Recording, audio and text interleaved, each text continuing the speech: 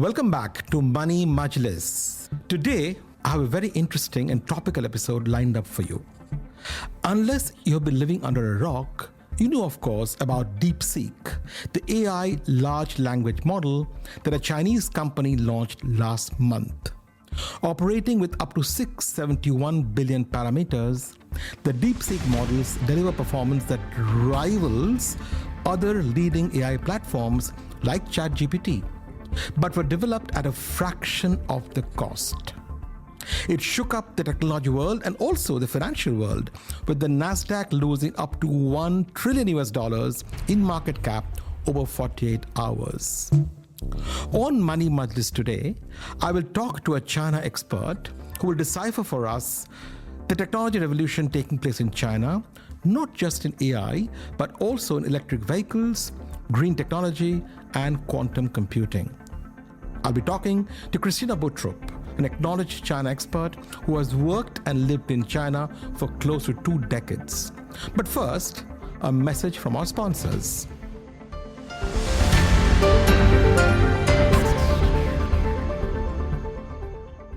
Money Majlis is proudly supported by Aquanow, the premier crypto-as-a-service provider, now building in partnership with the top financial institutions in the Middle East. Discover more at aquanow.com. Money Majlis is brought to you by E&, a global technology group.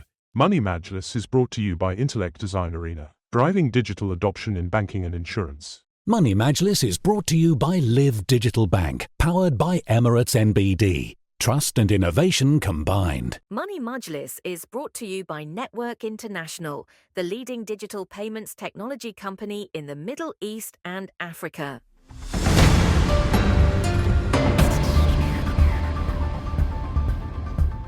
Welcome to Season 2 of Money Majlis. We are talking today on DeepSeek and other similar technological innovations coming out of China with an experienced China expert, Christina Boutrup. Let me start by introducing Christina to you. Christina Boutrup is a leading China analyst, thought leader, and keynote speaker. As a journalist and correspondent, she has traveled for 20 years in most parts of the Middle Kingdom and has covered areas such as business, economy, environment, and social issues, hosting radio and TV shows about China. She has interviewed Alibaba's founder, Jack Ma, and has closely followed the global expansion of Chinese companies, authoring several books about business in China. Christina has lived in Asia for several years, most recently in Shanghai and Singapore. She has an up-to-date perspective on the most important business and tech trends in China and beyond. She has also been appointed to the China expert panel of the Danish government and is a widely used keynote speaker. Christina and her husband also host an in-depth, on-the-ground tour of leading Chinese companies for business executives who want to learn more about China. More about this later. Christina is in Dubai for a holiday with her family, and I'm grateful that she has spared time this morning to join me on Money Majlis. Christina, how are you doing? And how is your family vacation going in Dubai? Thank you very much. It's a great pleasure to be here with you. Yeah, it's great to be back in Dubai. I was here, I think, 11 years ago, and a lot has changed. Wow, it's sure. Incredible, especially the skyline. And yeah, it's great to be here. And the weather is much better than Denmark at the moment, Much better. It's very humid and cold in Denmark right now, so we all enjoy it. Welcome to Dubai. Thank you. My first question, Christina, is as a leading China analyst and a thought leader for over a decade, in fact, close to 2 decades, you've been helping decision makers and policymakers around the world understand the new superpower and what is taking place in the country across different fronts. Your blog is titled Wake-Up Calls from China. And interestingly, we did see a wake-up call last month when DeepSeek, the Chinese AI company, rattled global stock markets with the announcement of its new LLM chatbot, DeepSeek R1, R10, R1 Distill, and most recently their vision-based Janus Pro 7B model. They operate with up to 671 billion parameters and deliver performance that rival other leading AI platforms like ChatGPT, but were developed at a fraction of the cost. In fact, I downloaded DeepSeek last week and used it to plan my future holiday in Morocco, which I'm planning in November this year, I must say it was almost as good in terms of results as I got from ChatGPT. My question to you, Christina, is A, were you surprised with the development that happened? And with President Xi declaring AI a top priority, what other such wake-up calls are in store for us from China? Yeah, to be honest, I wasn't surprised. And I think for most people following development closely in China, they are not surprised because the fact is that Chinese companies are leading in terms of the practical use or the implementation of AI technologies. So it was just a matter of time. And for the past, I think 8 months, 10 months, we've heard about a price war happening in terms of large language models in China. So when ChatGPT came out, a lot of people, including in China, were very surprised, But after that, the development has just been accelerated, and it was just a matter of time, especially because Chinese companies are a bit limited because they can't access the most advanced microchips from NVIDIA. Yeah. So they had to find other ways, and they have been struggling, and there has been invested billions of dollars in China to try to build their own systems, and it was a matter of time when they could succeed. So do you think this is a case of necessity is the mother of invention? Because they did not have access to the most advanced chips, they had to work harder to make this possible. Yeah, and also the focus of Chinese companies, not just tech companies, but companies in general, is always how can you reduce cost? Because competition is extremely fierce in China. Yeah. So if there is an industry, a booming industry, it's not like you have 5 competitors. Maybe you have 500 competitors, just like yourself. So you always have to find out how to reduce cost, how to reduce energy cost, how to reduce labor cost. So that is the focus. So it's not a surprise that you find a Chinese model that is much cheaper, and you constantly hear American tech leaders explaining that, or like trying to say that it's probably not true. They have probably exaggerated the numbers because it's hard for them to believe that the price can be that low. But if you look at other technologies like solar or other, as soon as they that's what Chinese companies are doing. They're scaling it up and reducing price. And while there's protectionism in the rest of the world, like in the US now, for example, there's no protectionism within China, right? So they have to compete to be the best and the cheapest. Am I right? Yes, that is true. And you can look at so many different industries. You have the same picture everywhere, and it's a matter of competition. And also, when Donald Trump launched the first trade war, when he took office the first time, that's when the Chinese government really realized we are too dependent, or Chinese companies were too dependent on technologies especially from the US, but from the West or from abroad in general. And that's when they intensified and invested even more to produce their own computer chips, to produce their own technologies. So in a way, it actually had the opposite effect. So Christina, from the early part of this century, when Apple started making iPhones in the country, China was known more for cheap labor than for technological sophistication, and sometimes unchattably perhaps referred to as copycats. Fast forward to today, when China is transitioning from a manufacturing-based economy to one driven by innovation. It has seen a tech revolution in a short time. The country is a dominant force today, I would imagine, across many industries, whether it's green energy, mobility solutions, biotechnology, quantum computing, robotics, and of course AI. Yet, China's rank in the Global Innovation Index in 2024 was 11 out of 133 countries that are featured. In your view, Christina, what has prompted the shift from manufacturing to high tech? And what about China's innovation capabilities that the rest of the world does not understand that it is number 11 in the Innovation Index? Yeah, that is interesting, actually. And I think the most important reason that China went from copycats to technology leaders is probably the Made in China 2025 plan, which is an industrial plan compared to Germany's Industry 4.0 plan. So it was all about upgrading Chinese companies from, manufacturers, copycats, to brands, to technology frontrunners, and they pointed out 10 industries, including everything related to green transition, new energy systems, electric car, batteries, but also semiconductors and medicine.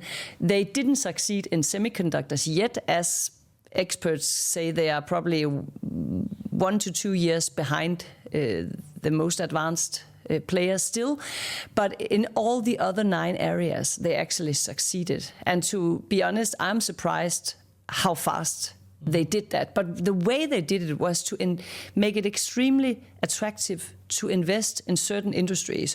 So if you want to build an electric car factory, you might get a piece of free land, you might get a tax break of 5 years, you might get a free PhD from the local university. Mm-hmm. So this is the top-down innovation driven approach, you could say, and some people would claim that doesn't work, but China is the proof it actually does, because the money, the brains will automatically flow in the right direction and they will succeed. But when you don't see China ranking very high in these kind of innovation index, I think it's about groundbreaking innovation, right? So China is still very much a follower. So they take existing technologies and modify them or re-engineer and come up with new solutions. But groundbreaking innovation is still not something we have seen on a large scale from China. And that is probably the next thing we are going to see. And actually, it's a very natural development, I think. If you think about the Chinese word for learning or to learn, xue, it can actually be translated into imitate. So the way you learn is actually to imitate the master. And it's deeply rooted in the Confucian way of thinking and teaching, that if you want to do something, you find the master and you are the pupil and you want to learn from them. That's really interesting. Yeah, now Chinese companies are actually the masters in many of the new technologies. So that means the next step is to focus more on, basic research and really do groundbreaking innovation. And Xi Jinping, the leader of China, has said that in many speeches recently, that is a very important, crucial next step for China. You talked there about R&D and fundamental versus applied. I was reading a report which said that China's R&D spends have been rising fast and is now about $700 billion annually, coming remarkably close to the US's $800 billion, and it's ahead by 40% of EU.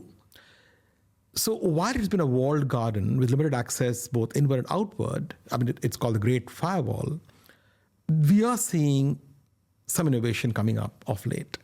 What is your take on how this race will progress in the coming years? Do you see pockets where China will take the top spot and others where US and EU will? You mentioned that the common wisdom seems to suggest that innovation can flourish only when there is democracy and there's open thinking and freedom of personal speech, etc. However, this theory seems to have been appended in China.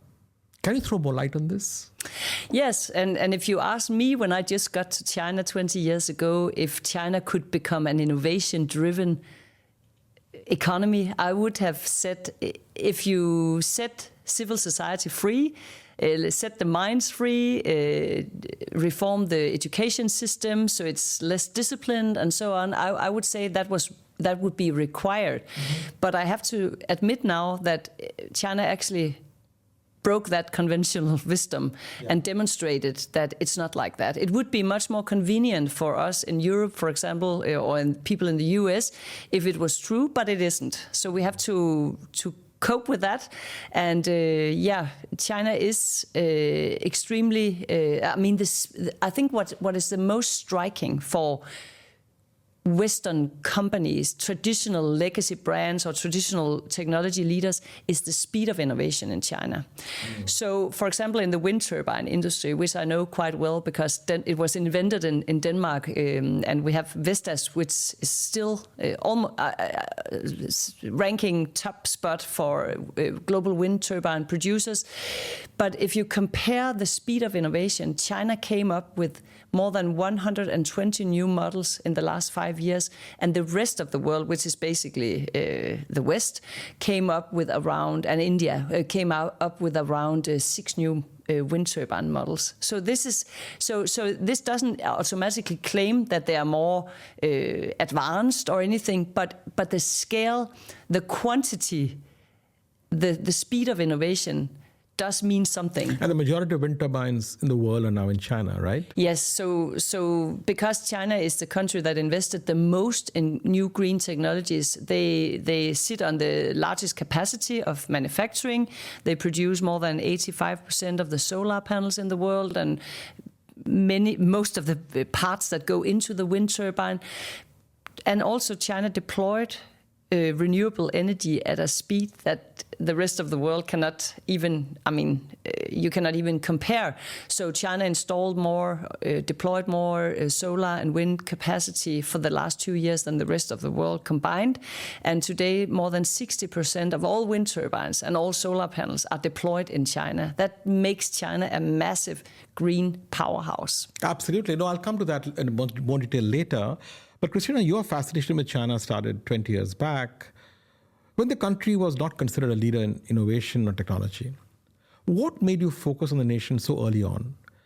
And as a journalist in China, are there invisible red lines that you cannot cross? Can you tell us a bit more about how it works? Yeah, actually, I just graduated back in 2004 when I found myself writing in a business newspaper like Financial Times of Denmark about outsourcing to China. So it was all about companies in Europe outsourcing to China to benefit from cheap labor and cheap energy cost, all that. And so I actually outsourced myself to China. I just got married, so me and my husband moved to China. So I covered basically this big wave of outsourcing. Then I started asking companies like Vestas, Siemens, other companies, so do you have any competition from local Chinese companies? Are they catching up? And they're like, no, they are 20 years behind in terms of technology. We can be here for many years and still, have a great market. But in the end, China's strategy to attract all these technological front runners from the whole world actually created their own industry. So you could say that the foreign competitors helped build their own Chinese competitors. And because of protectionism in China, because the government control of certain strategic industries, they would face that even though the market was growing, their market share would shrink, right? So they are facing a lot of competition. And now we are at the point where some of them has been overtaken by their Chinese rivals. So it has been an interesting journey to see how they went from like cheap manufacturing, pure copycats, into technology frontrunners that I believe companies all over the world can learn a lot from. Mm-hmm. Let's talk a little bit about your journalism career in terms of do's and don'ts in China. Oh yeah, the red lines. I forgot to answer that part, and that is very difficult to know where the red line is. There is a lot of censorship and control, and especially during the pandemic when I worked as a TV correspondent, it was very hard because when you bring a camera, it's even more difficult to get people to talk to you. And I think currently in China, because the economy is still struggling after the reopening, after all the lockdowns during the pandemic, everything is sensitive. So like 10 years ago, an economist in China could easily suggest some new direction to the central bank or to the government of China. But now economists are disappeared when they criticize too much, right? So unemployment among young people is a very, very sensitive topic. So they stopped publishing new numbers, or they reformed the way they do it because it was too sensitive. And as a journalist or a business leader, you never know where exactly is the red line. It's all connected to the context of current affairs. So where is the trade war with the US, the geopolitics, anything could impact what you can say and what you can't say. So that makes it really hard. And for most like normal people that you as a journalist would interview, that just makes them keep quiet. It's much easier. Then you don't take any risk. You don't want to risk getting in trouble, right? But did you have personal friends who are Chinese who would talk to you off the record? Of course, yeah. So friends would definitely tell you what they think about the system. And my impression is during the pandemic, with the severe lockdowns and the way the government or the authorities would treat people, tear families apart for months, people were so upset with this, and it actually caused a crisis of trust, you could say. Before, believe it or not, most people in China were happy with the government, the central government, because the direction was really good and people could see their life was getting better every year. Now it's not like that. The economy is still struggling.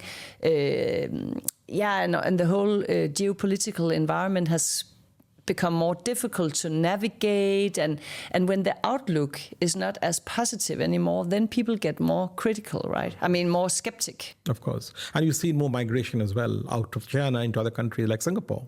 Yes, and during the pandemic, I moved to Singapore myself with my family because, my daughters couldn't go to school and I couldn't actually do my job because I was locked up in our house. So when we came to Singapore, we realized how many very rich people set up family offices there because that's a way to immigrate. You can buy yourself and your family a ticket to another country if you do like that. So Singapore actually had to raise the amount of money that you needed to invest. I don't even remember, the number has gone up a few times since I was there, because it's like the price of property was doubled in just 1 year because of the situation in China. It was a big problem for a lot of international companies that they had to renegotiate their deals with their employees or their like expats in Singapore because it was getting very expensive. So that is because people thought, okay, when we can get locked up like that, our freedom of movement was limited like that, what could be the next thing that could happen, right? So a lot of rich people actually fear what could be next. Let me now delve into a comparison of two superpowers, America and China. An American millennial, let's say born in 1990, has lived through dramatic, life-altering changes since 1990. First came the internet, then cell phones, then smartphones, social media, dating apps, mobile banking, electric cars, big data, biotechnology, CRISPR, and so much more. Since 1990, Americans have seen the US per capita GDP grow by roughly 2.7 times, which sounds impressive until you realize that a millennial born in China in 1990 has seen per capita GDP go up by 32 times, 32x compared to 2.7x for the US. In 1990, China's GDP represented less than 2% of the global total. Today, it's close to 20%. In 1990, 3/4 of the country's population was rural. Today, nearly 2/3 of China's population is urban. My question to you, Christina, how does living through that much of change shape your expectations of progress and your sense of what government, technology, and commerce can do? As a result, are Chinese millennials today more adaptive to change than the rest of the millennials in the Europe, US, or anywhere else? Is this the X factor that is fueling innovation in China? Both yes and no. I mean, yes, because I think not just young people, but all Chinese people have lived through tremendous change for the past decades. Mm-hmm. And for companies operating in China, regulations could change from one day to the other. Suddenly you need to find a new market because your old market disappeared. So they are born agile. Companies are born agile. The government is, believe it or not, very agile because they constantly have to adapt to the speedy development that is caused by economy, by companies. But for young people, they haven't experienced any downturn. So this is actually, I mean, talking about the situation after COVID, after the pandemic, the young people for the first time experienced a difficult situation where it's harder to find a new job, where, some companies are stagnated, they don't no longer create new jobs, and that is difficult. But at the same time, they are probably the most courted consumers in the whole world. Mm-hmm. So they have very, very high demands. So you have to think about in the China market, you have all companies from all brands from the whole world. So you have all the European brands, you have all the American brands, you have all the Korean, the Japanese brands, and they, for decades, have invested a lot in the China market because that was the most important future growth market. That recently has changed, so a lot of brands now invest more into India and other countries, but definitely the China market is still the place where you find a lot of new products, a lot of new services, and it's very much like an explorium for brands, because if you can't add value there, you probably can't survive in other markets. So it's probably the most competitive market in the whole world.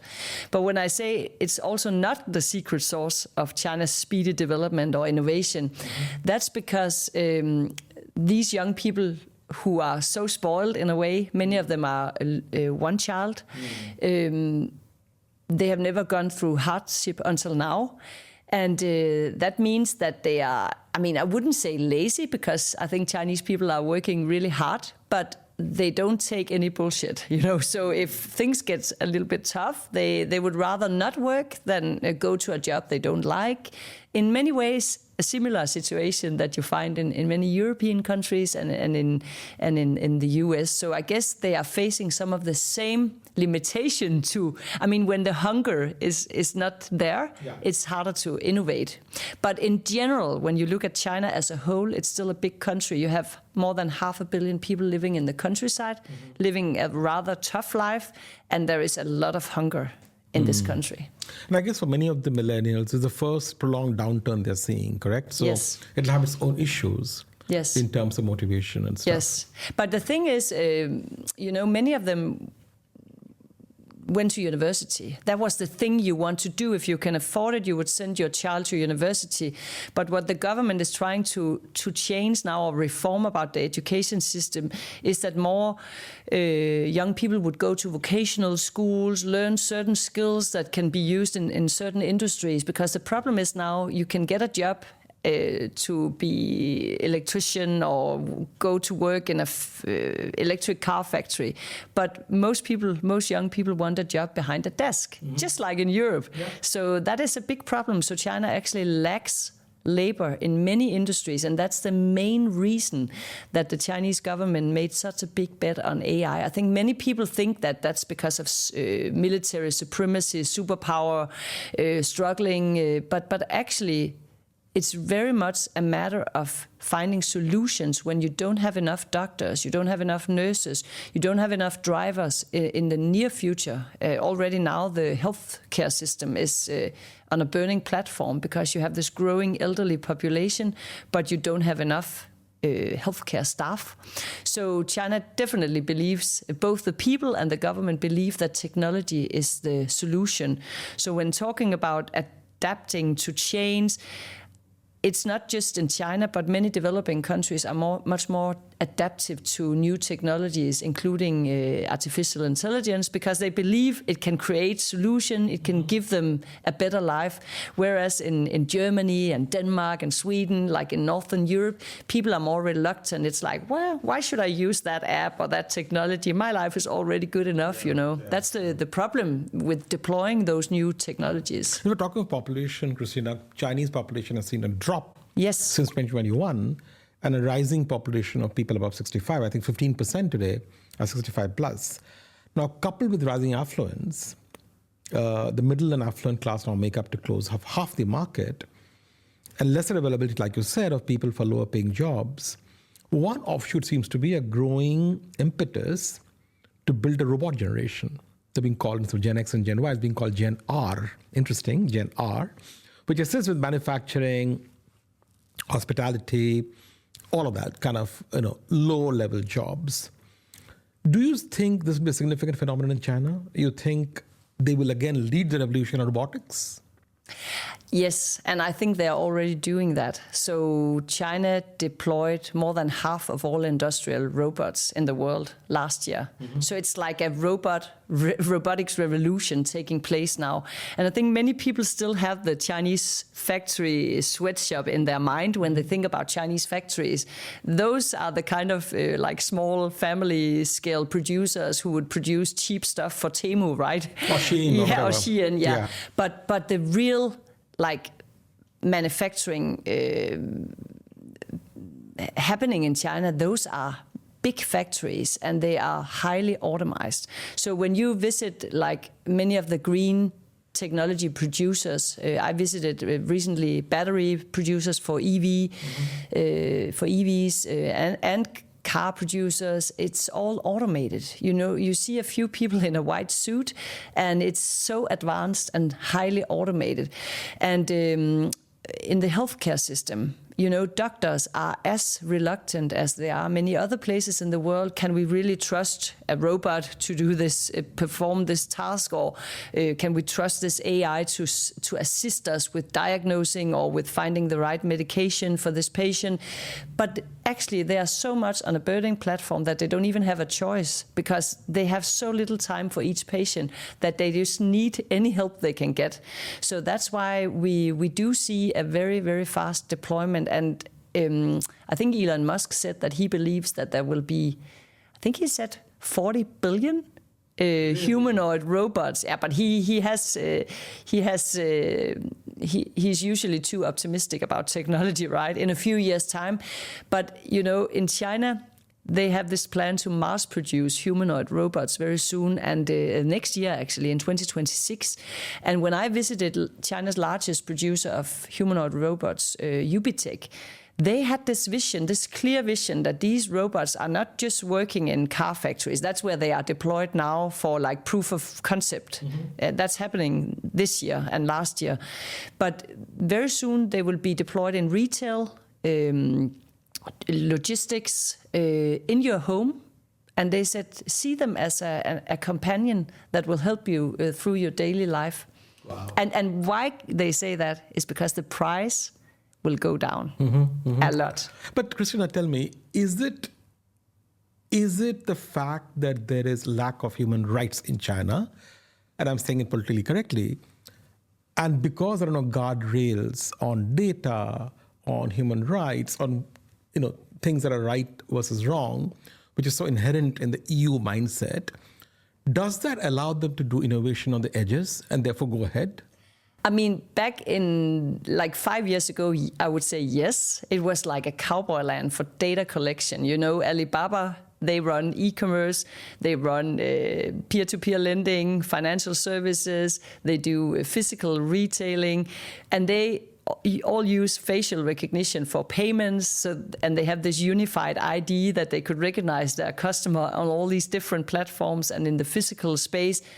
There were no limitations, right? But actually, China implemented something very similar to GDPR in EU. So the regulation is very strict in China now, and you can't just do whatever you want as a company, and you can't just collect data and surveil people. But the government clearly still has the ability to do that, and they will do that. They will have eyes and ears everywhere, but companies can't. So this is it was true 5 years ago, but it's not true anymore. And in terms of AI regulation, the EU leaders claim that they are the first major region in the world to implement strict AI regulations. But actually, China surpassed them, because in the EU, regulation is so many years underway that China already surpassed, because they implemented a lot of directives and regulations. And one of the new things coming up is you need to watermark content produced by generative AI. And I think it's going to be so interesting to see how that will play out, because some experts say that in maybe 3-5 years you will have more content generated by generative AI than by humans. So maybe you should watermark the ones made by humans instead of the opposite. But anyway, this is another reason why we should look to China, because they are ahead. So you will probably get some learning, some experiences. We shouldn't copy their system, obviously, especially surveilling citizens like that. Yeah. But in terms of implementing new regulation, new ways of controlling data and so on, they are far ahead. China established more than 50 data exchanges in large cities, because they know that data trading is already happening. Some of it is in gray area. Sometimes you can buy like illegal data, but they want to organize all that, and they also want to do cross-border trading. And if you think about it, that data is the new gold, or a resource like gold or oil or whatever, it should probably be traded in some kind of exchange. Yeah. But so far, it's quite difficult to make private companies share their data or sell their data, right? Because it's all valuable to the companies. So far, it's mainly the big state-owned companies like China Telecom, that have a lot of location data that could be beneficial for other companies. But the goal is, the idea is that even private people, like a person, would be able to sell their data to companies that are interested to learn about students or whatever, and it would all be traded in those data exchanges. Make money, like you sell your blood, you sell your data. You can sell your own data. But talking of data and guardrails, the last time I went to China was 2018 for actually a China trip of companies. And when I landed in Shanghai airport, from the airport to the hotel in the car, I must have been clicked, I don't know how many, 10 times at different traffic signals, right? The cameras go click, click. Yes. Is it something you get used to in China? It is actually, and it's funny. I mean, I don't. To me, it's still like, whoa! You see those cameras everywhere, right? And but when you talk to people, the propaganda from the government actually works. So people say, yeah, it's so safe in China. You don't have to worry being alone on the street at night, carrying an expensive watch or bag. Nothing will happen because there are cameras everywhere. And if something happens, they will find that person within minutes, right? But is it really safe? You live there. Is it safe? It's very, very safe. I mean, I travel all over China alone as a woman. I never felt unsafe unless I interviewed some, about some controversial topics. I can see those plainclothes police.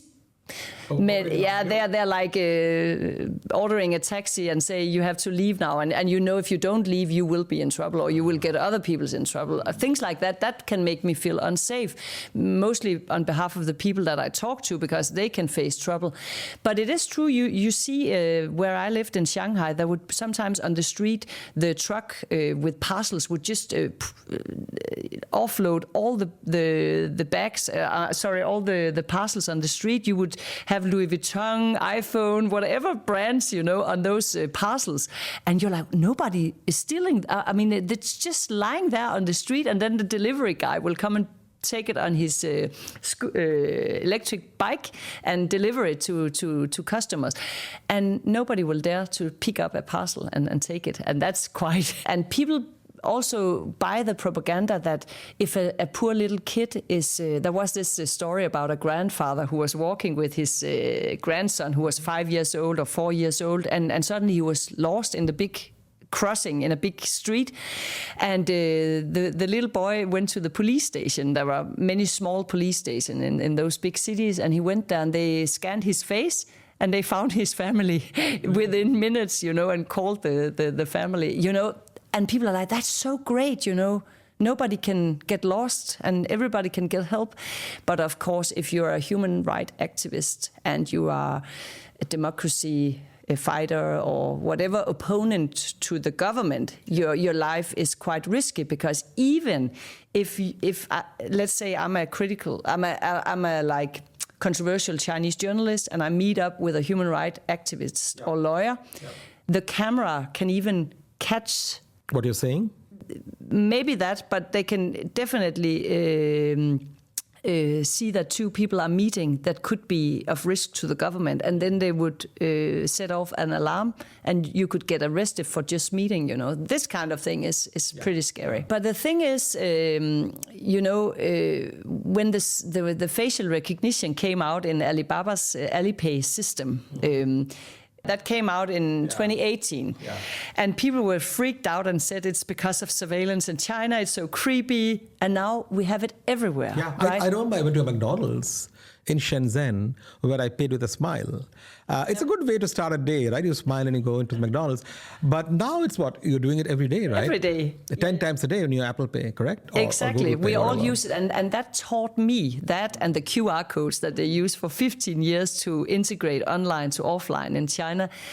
I have so many examples now that I realize whenever you write something off as sci-fi or China or surveillance, you have to pay better attention to what's happening, because we see that Chinese technology trends are often 5 to 8 years ahead of what's happening in the rest of the world. And with the rest of the world, I mainly mean the American platforms that most people use in many parts of the world.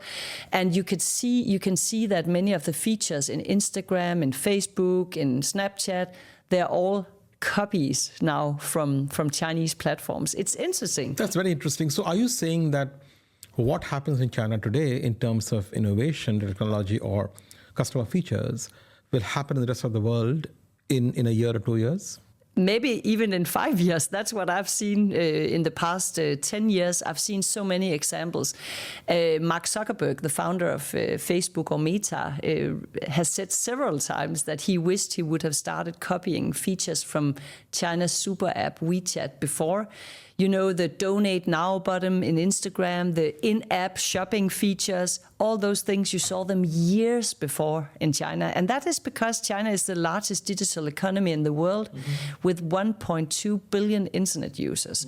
So the competition, the competition to catch their attention, the eyeballs time is so fierce that you need to be extremely creative. And that's why we see so many new digital features coming out of China that I think companies can learn a lot from. The way you engage, the way you make it smooth for customers, the way you make it playful, the gamification, they are so advanced. This is a good time now to take a commercial break. Here is a message from my sponsors. The financial world is changing fast.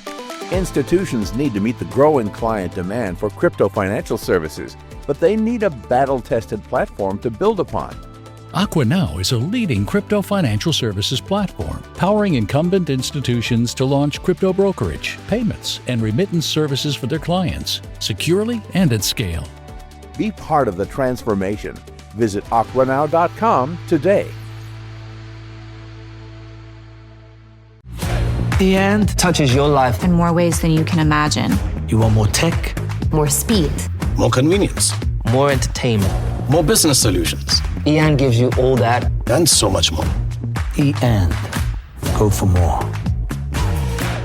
Parents teach their children to talk, to walk, to ride, to read. So why not teach them about managing their money? Introducing the all-new Live Light app, designed to teach 8 to 18-year-olds good money habits. A free and totally secure app designed for them that's always under your control. Top up their cards, set limits, assign tasks, and reward them with allowances. Download the LiveX app to open a Live Light account in minutes, and the first 50 dirham allowance is on us. Visit live.me today. Live Digital Bank by Emirates NBD. Trust and innovation combined. T's and C's apply. Money Majlis is brought to you by Intellect Design Arena. Intellect drives digital adoption in banking and insurance. Leverage emac.ai, the most comprehensive, composable, and intelligent open finance platform for banking and insurance transformation. Intellect Design Arena. The end touches your life in more ways than you can imagine. You want more tech, more speed, more convenience, more entertainment, more business solutions. EAN gives you all that and so much more. EAN. Go for more. Money Majlis is brought to you by Network International, the Middle East, and Africa's digital payments champion. We make business happen and economies prosper by simplifying commerce and payments. Trusted by over 250 banks, fintechs and telcos, and 130,000 merchants in over 50 countries. Bringing you tomorrow's payment solutions today. Yeah, that is very true. And I remember it very clearly because e-commerce, China is the largest e-commerce market in the world. And one reason is in the big cities, it's so crowded. So if you want to go out from your office building on the 24th floor, go down on the street, maybe it's really warm, like in Dubai in the summer, right? You have to cross an 8-lane street. You have to queue up. It's just mafan, as you say in Chinese. It's just troublesome. So if you can click on a phone and you can pay someone a few dirham to deliver your coffee, you would definitely do that. So a lot of people wanted to buy coffee online because they were used to buying groceries and other stuff online.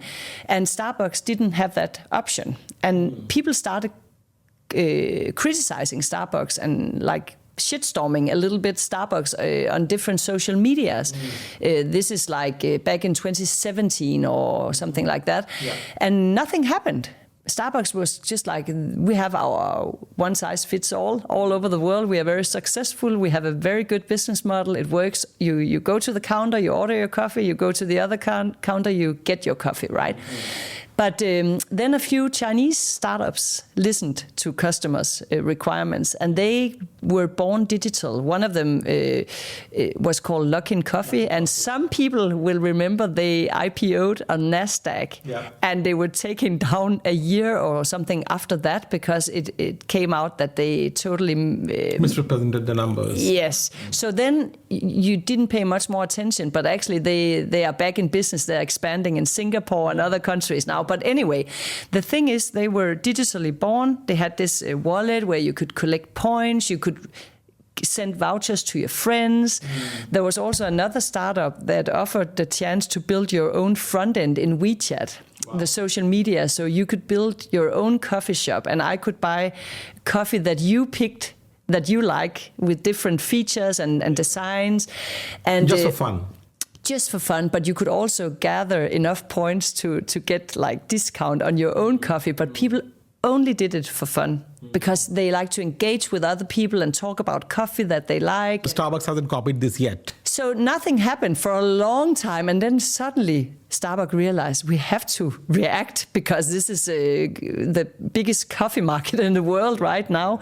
So what they did is they made a partnership with Alibaba's logistic arm, Cainiao. And I remember the press briefing. I was there when the CEO of Starbucks came to China and said, yeah, we are not really into all this digital and e-commerce, but we are entering now. And now they are very successful. And we see this all over the world.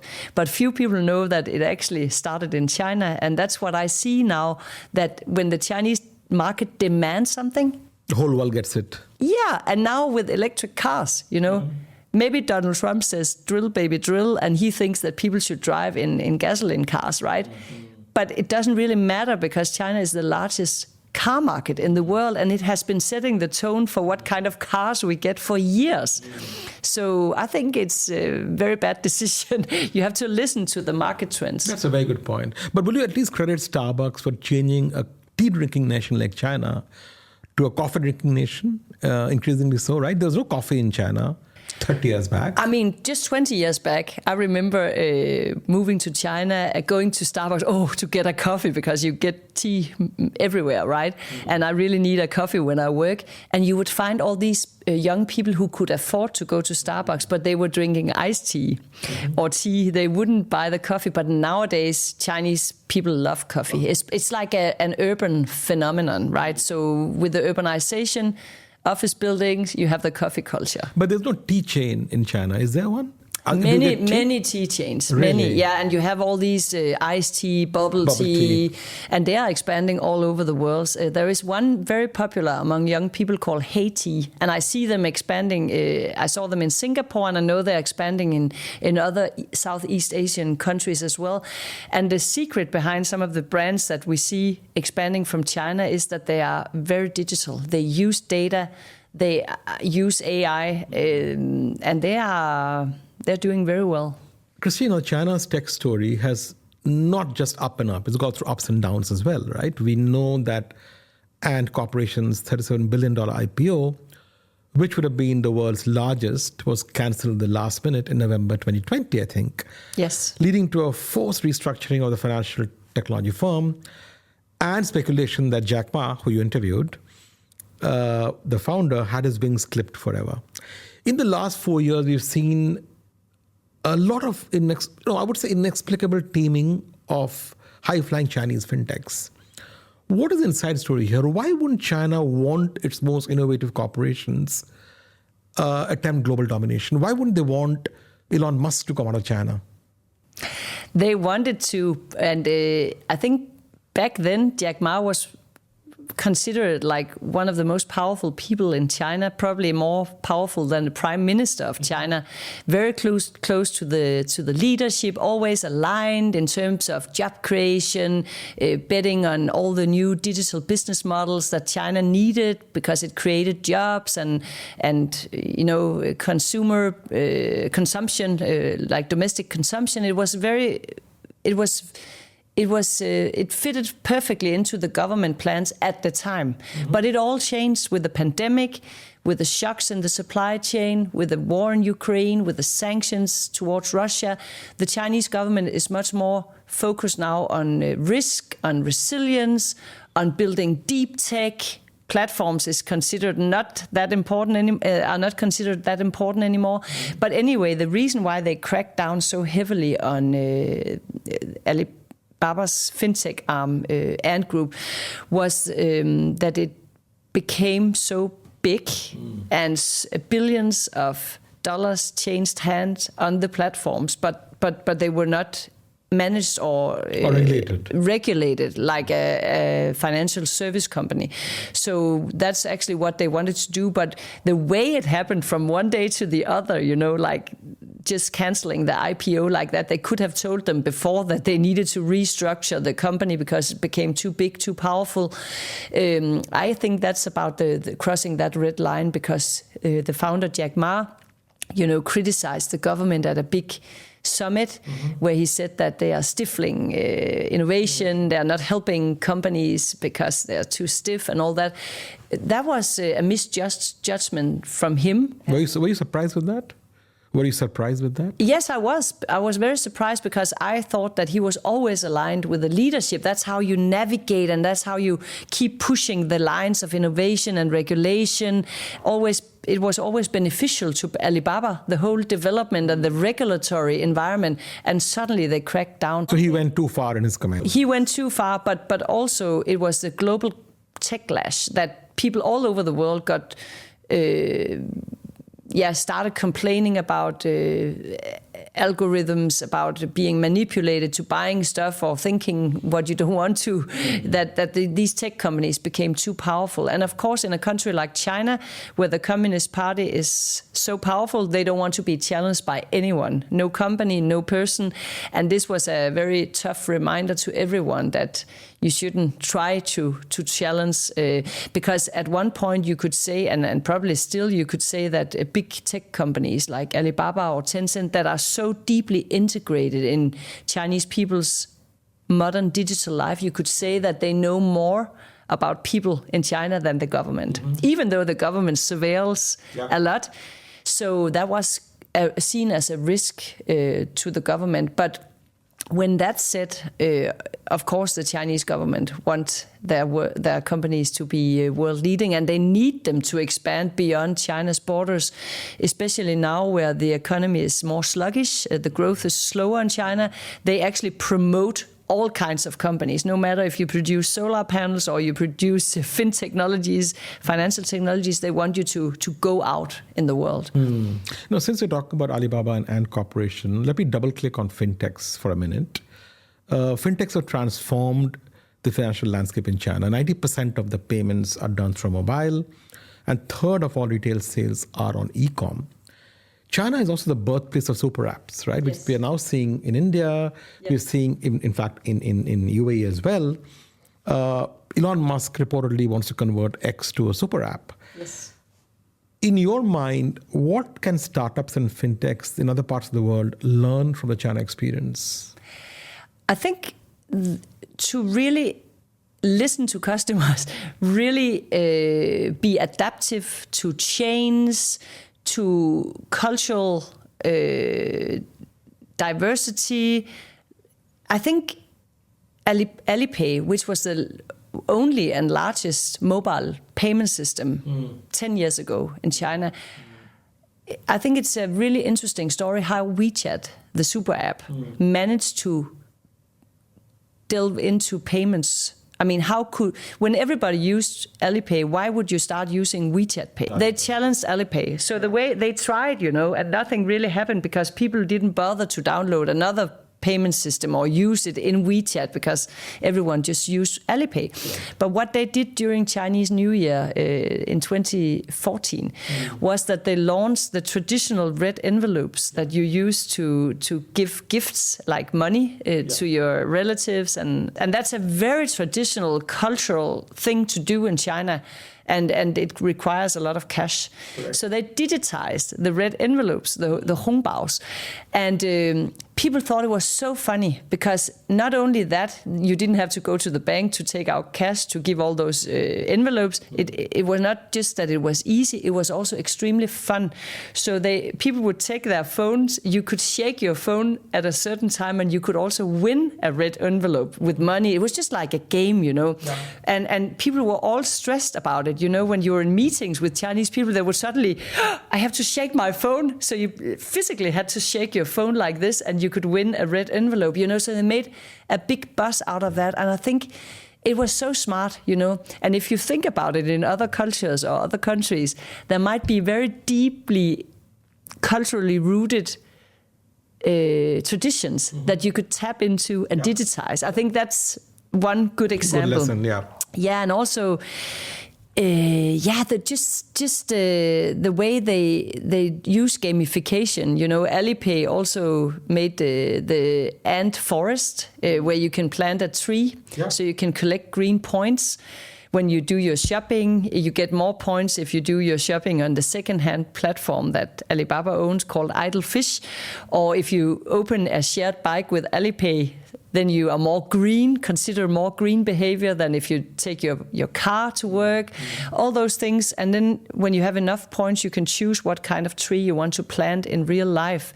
And is that ant forest for real? Yes. And I thought it was just, like corporate bullshit, to be honest. I thought it was like, branding. But it's a big thing, They managed to involve 500 million people, consumers in this, and they managed to, playing the games, right? And they managed to plant 120 million trees in the real world. Amazing.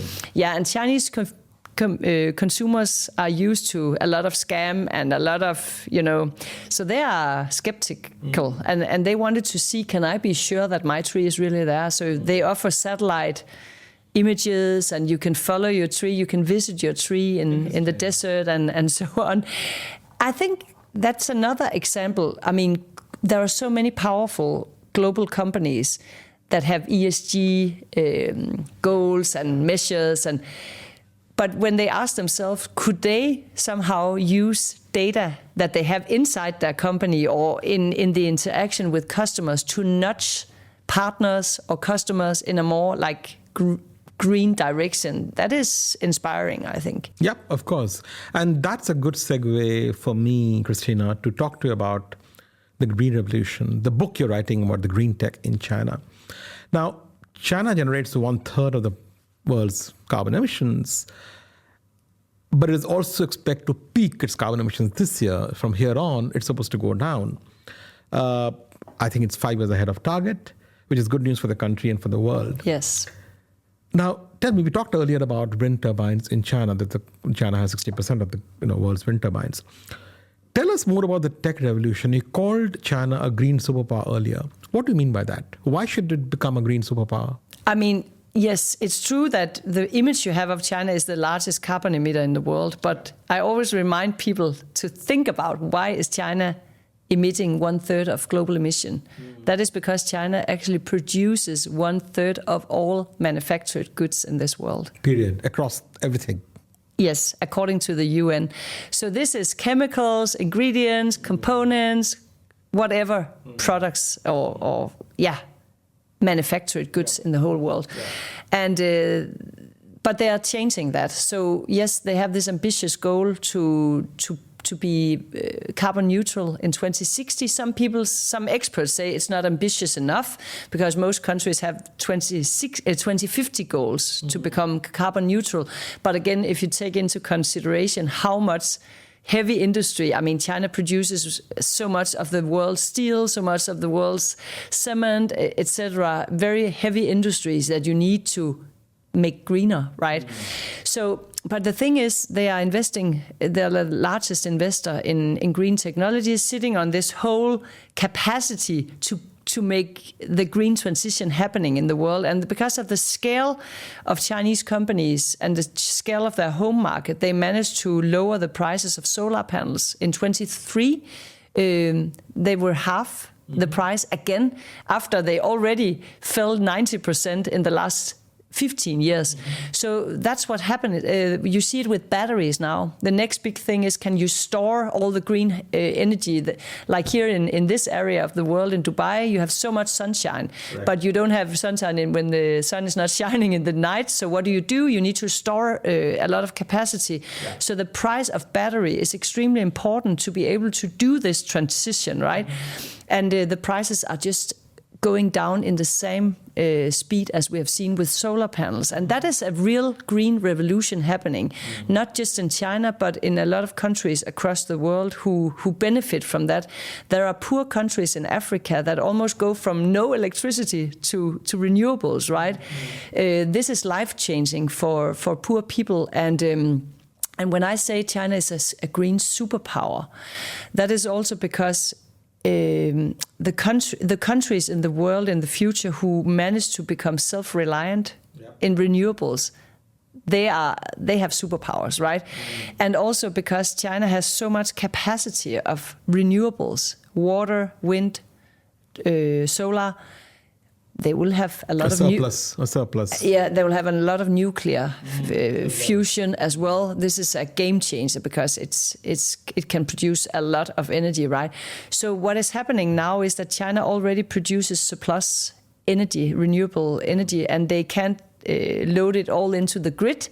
So they are trying to store it in batteries, but they are also making green hydrogen by using, power-to-X electrolyzers. So what that means is that China is producing the green fuels that we need for shipping, for trucks, like heavy transportation, for airplanes in the future. Already now there are goals in many parts of the world that they need to blend in this green fuel in their normal, traditional fuel. And I think few people expected China to be an exporter of fuels in the future, because it was always the country that sucked up resources, oil, coal, any kind of resources to their hungry economy. But very soon you will probably see China become an exporter of all these green fuels. Is that the thesis of your book that you're writing? It's amazing, right? Today, the strength that Saudi Arabia gets is from its oil reserves. Are you saying tomorrow China can be a Saudi Arabia of the future with its green fuel? Yes, and that is what we are not really understanding in many parts of the world, especially in Europe, where we have this. I've been to the EU to talk to people there, in a think tank, and I gave a speech, and I just had a very fruitful discussion with people in EU in general, and a lot of people think that you would have these regional energy systems. Like here in Middle East, you would have a big solar, like mega projects in the desert, and that would supply your own economies. And in Asia, China would have their own system. From the west, they have a lot of deserts in Xinjiang and Qinghai, those areas, and then they would transport with the ultra high voltage power lines to the East Coast, where all the people live and most of the energy consumption is taking place. But to think that China would be able to export their energy, even in power lines. But tell me, shipping oil in a barrel is one thing. Yes. But shipping electricity over transmission lines is a different challenge altogether, right? Exactly. One thing is the the green hydrogen, that has to be transported under high pressure. And that's why many people think it will not happen, because you have to make those pipelines regional. It's too expensive and difficult, right? But when you transform them into green fuels like e-methanol or other things, then you can transport them on a ship or whatever. But back in 2015, China's leader Xi Jinping gave a speech in the UN Climate Summit. And he said he had this vision to build a global electricity system, like a global power grid. You know, and most people just didn't listen to that. And personally, I must say, I was like, this is one of China's crazy connectivity ideas with Belt and Road initiative and all that. But it's happening now. So China built kilometers of ultra-high voltage power lines inside their own country. Yep. So they built enough to go one round around equator of this planet. Really? Yeah. So that's a lot already. They built in Brazil from one part of the country and to direct to the big cities in the south and so on. And they have this idea to connect all the continents in the world with power grids. And it happens so that China sits on the technology that you need to build those ultra-high voltage power lines. And so in the end, if we are too slow in this here in this part of the world, because you have the oil still, or in Europe because the politicians sit on their hands and they don't want to spend money on power grids, even though it's badly needed. If you're too slow with all that, it ends up that you can be supplied with power from China, you know, and that sounds crazy now, but that is actually the vision of the global power grid. That's amazing. That is amazing. It'll change the whole power dynamics of the world, right? It will, because when you look at it from above, you would think you think that the world was there were so many conflicts because of oil and gas, and few countries would dominate or control all that. But when you look at the next step for the green transition, it's even fewer countries that actually control the resources, the raw materials that go into those products. Yeah. And China, even though you find some of the raw materials in other parts of the world, China sits on, like, in many cases, 90% of the processing. So even if you have rare earth metals that you need in all those technologies, even if you dig them out of the ground in the US, in many cases you still have to send them to China for processing. Correct. They spent the last 15 years developing technologies to do that in a really, really smart way. And it's hard to catch up, because it's only recently that we realized in the West that we need to be able to produce these raw materials and components ourselves if we don't want to be very dependent on China in the future. No, there's amazing insights there, Christina. Tell me, Christina, for our audience today and for listeners who want to understand more about the revolution that's happening, both in green tech and in fintech and in other technologies in China, what are the best ways to do this? I mean, are there desktop resources, apart from your books, that you would recommend? Are there tours available or conferences they can attend? What should they do? I believe you also conduct a tour annually of Chinese companies in association with a company in the UK called Wavelength. Tell us a bit more about it. Yes, that's true. I mean, first of all, I would like to say that there are media covering this in English. Many people say, oh, you can't find any information, but actually you can. You have South China Morning Post, which is actually owned by Alibaba, but they do cover future tech a lot. Mm-hmm. There is Taixin, a financial publication, which is really good with all related to venture capital and tech companies in China. So there are resources that have very good English publications as well. Okay. But the best thing you could do, I have to say, is to come to China and see it for yourself. Mm-hmm. Because one thing is reading about it, hearing about it, but when you are there, you really understand how fast innovation is going, and also the deployment of AI technologies when you see that in real life. And yes, I do facilitate a trip in October with a company in the UK called Wavelength. We bring 16 leaders on an immersive learning program in China, and we will visit like leading AI companies, leading technology companies. We go to EHang, which is an autonomous drone company. And I think this year it's actually possible to fly because they are getting their final license very soon. So you can try autonomous drone flying. Wow. Yeah, and you see all the, small robots on the street for delivery in hotels. You can see the EV revolution happening firsthand. When I visited BYD the last time, you realize that this company, which probably I expect to be the largest car producer in the world very soon, it's on the path to do that. And you realize they don't just make cheap cars because of subsidies from the Chinese government. This company is very, very innovative, and they spend a lot of money to find new features to benefit their customers. New technologies, like the one car can run on 3 wheels, one of them can swim in a river in case of flooding, and they constantly come up with new things, and they just gave a new update on all their car models with free autonomous driving software, which is like a real game changer in the industry. So I think the cool thing about going on a trip like that, last time we had leaders from Tesco, from Netflix, from Eon, like global companies, and they all said that they learned a lot because they felt they got a glimpse of the future. But when you go on these tours, Christina, how open are these Chinese companies talking about their innovation? Do they open up? Do they talk about? Yes, they do. But of course, there are some cultural differences that you need to be aware of. Sometimes you need to ask the same question in different ways, and sometimes there are sensitive topics they can't talk much about if it's like related to the US or competition with the US. They don't want to make any trouble with that.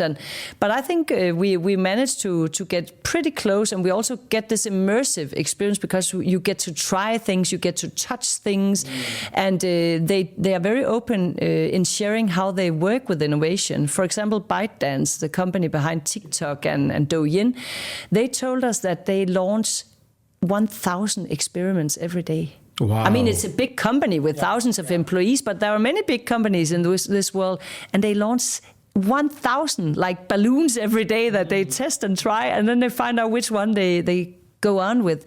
That's inspiring. Inspiring, absolutely. And then when you are with other leaders from other industries, you learn a lot by talking together in the bus and like discussing, reflecting.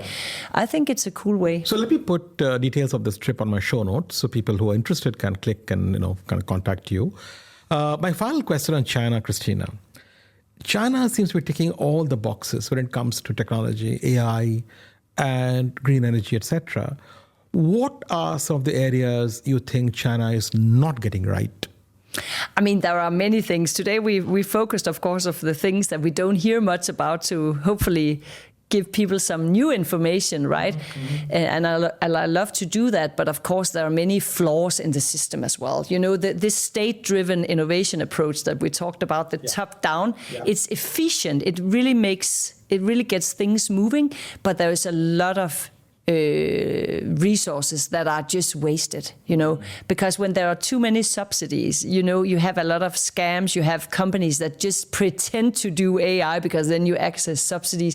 So there are a lot of flaws in that system and a lot of waste, a lot of overcapacity, which is not good for the environment. Why would you produce double as many solar panels as the world needs right now just to create jobs in China, or local provinces can create jobs? That's a problem. The other thing is about civil society, controlling education, controlling civil society, controlling NGOs, that much is a problem, and also, you can just look at statistics, when you look at the most happy countries in the world. Finland has been number one for many years. Denmark has been number one for many years. And the best answer I can give you. Why is that? That's because of the welfare system. That if your family member falls sick, fall ill, you don't have to worry because you can always go to the hospital. It's all free. It's all because you pay tax. Yeah. In Denmark and Finland, university is free for everyone. You know, that's quite different from the system in China. Even though it's a communist system, I would say that Northern Europe is much more socialist than China. And they haven't succeeded in building a welfare system. The current leader, Xi Jinping, is very focused on that. He talks a lot about common prosperity. That's another reason to crack down on those very rich tech companies and tech leaders and force them to give back to society, because there are too many people who just didn't benefit yet. That's a problem. Got it. Christina, you're from the happy country of Denmark, and you're a proud Danish citizen who has traveled to Greenland on work. So I have to ask you this question before I let you go. Given President Trump's recent pronouncements, do you think Greenland is better off becoming a US territory than staying as part of Denmark? No, of course not. I think it's much more beneficial to be part of Denmark. But you know what? If we are honest, actually, we are already controlled by the US. You know, the truth is that the US is paying for our security in Greenland area, but also in all of Europe. And if that changes, then I don't know what's best for anyone. But it's definitely very interesting to see what's playing out now. In Greenland, there is a lot of discussion about being totally independent now. And that's, as I see it, not really an option. And I would worry about the environment there, because drill, baby, drill. If you start doing that in that area, that's quite scary. Christina Boutrup, author, journalist, thinker, analyst, thank you very much for your time today. In the past 90 minutes or so, you helped us understand China a whole lot better. I'm sure many of our listeners will want to read your books, and maybe some of them will join you in your next China trip later this year. I'll, of course, put details of the trip in my show notes. But thank you very much, and I wish you have a wonderful holiday in Dubai. Thank you very much. It was a pleasure. Money Majlis is proudly supported by Aqua Now, the premier crypto-as-a-service provider, now building in partnership with the top financial institutions in the Middle East. Discover more at aquanow.com. Money Majlis is brought to you by E&, a global technology group. Money Majlis is brought to you by Intellect Design Arena, driving digital adoption in banking and insurance. Money Majlis is brought to you by Live Digital Bank, powered by Emirates NBD. Trust and innovation combined. Money Majlis is brought to you by Network International, the leading digital payments technology company in the Middle East and Africa. That was our China special episode of Money Majlis, and I hope you enjoyed it and learned from it. As you know, the purpose of this podcast is to debate and discuss the most important topics in banking, finance, technology, and marketing. But there is one more purpose of season 2, which is contributing to global causes in our own small way by donating 100% of the podcast profits to a selection of regional and global causes. Every guest in every episode of Money Majlis gets $1,000 of the sponsor money to contribute to a cause they choose. Of the 6 pre-selected causes for this season, Christina Boutrup, today's guest, decided to contribute $1,000 to offered Money Majlis gift card to Red Crescent. Thank you, Christina. You too can choose to contribute to your $50 gift card to the same cause, Red Crescent, or one of the 5 other worthy causes listed in my website, moneymajlis.com. So head to moneymajlis.com right now and redeem your own gift card, compliments of my sponsors. Thank you for your effort, and thank you for joining me in making a difference. Till next time, goodbye. Stay well and do good.